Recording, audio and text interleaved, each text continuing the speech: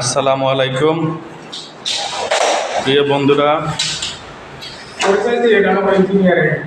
আমাদের ইঞ্জিনিয়ার হাবিবুর রহমান, আরও আছে চিফ ইঞ্জিনিয়ার আছে